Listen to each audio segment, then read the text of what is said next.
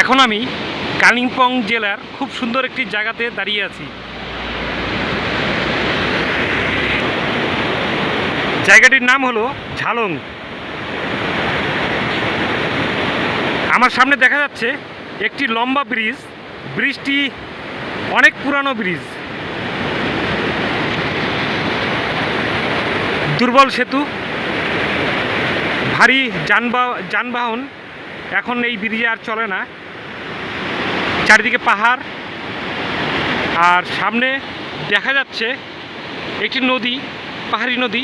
এই নদীর নাম হলো রঙ্গ রিভার, অর্থাৎ রঙ্গ নদী। এই রঙ্গ নদী হলো জলঢাকা নদীর একটি উপনদী।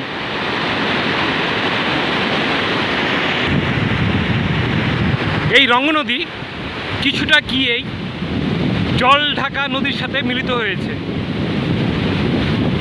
ক্যামেরায় হয়তো আসবে না, কিন্তু সামনে আমি দেখতে পাচ্ছি জলঢাকা নদী। ওই সামনে দেখা যাচ্ছে পাহাড়, ওই পাহাড়ের নিচেই জলঢাকা নদী। জলঢাকা নদীর ওই পারে যে পাহাড়টা দেখা যাচ্ছে, ওই পাহাড়টি হলো ভুটানের পাহাড়।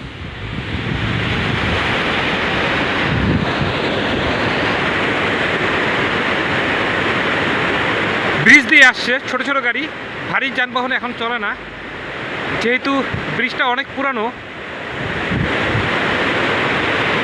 খুব সুন্দর জায়গাটি, রঙ্গ এবং জলঢাকা নদীর মিলনস্থল।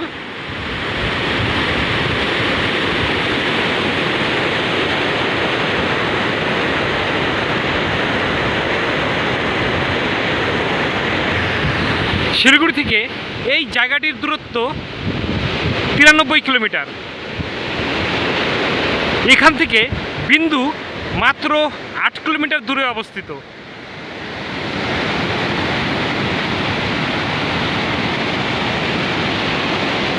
এখান থেকে মালবাজারের দূরত্ব প্রায় 40 কিলোমিটার, আর খুনিয়ামোড় থেকে এর দূরত্ব মাত্র 24 কিলোমিটার। এখানে আসতে হলে আপনাকে যে কোনো গাড়িতে চলে আসতে হবে খুনিয়ামোড়। খুনিয়ামোড় থেকে যে কোনো শেয়ার করা গাড়ি বা রিজার্ভ করা গাড়িতে চলে আসতে পারবেন এই ঝালং। চারিদিকে দেখা যাচ্ছে শুধু পাহাড় আর পাহাড়।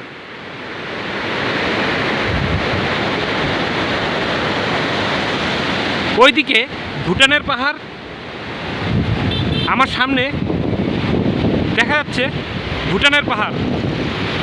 ওই পাহাড়টি জলঢাকা নদীর ওই পারে অবস্থিত, আর এই পারে হলো আমাদের ভারতের পাহাড়।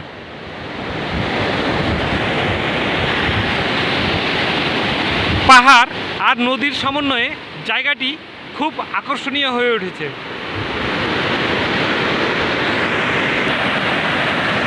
তো ঝালং আসলে অবশ্যই একবার এই ব্রিজের উপরে দাঁড়াবেন।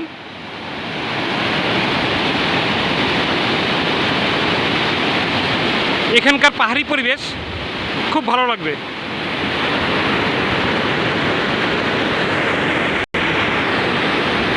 এখানে দেখা যাচ্ছে রঙ্গ নদীর মাঝখানের একটি চরের সৃষ্টি হয়েছে, আর সামনে মোটামুটি 200 মিটার, 2 থেকে 300 মিটার যাওয়ার পরেই রঙ্গ নদী জলঢাকা নদীতে মিলিত হয়েছে।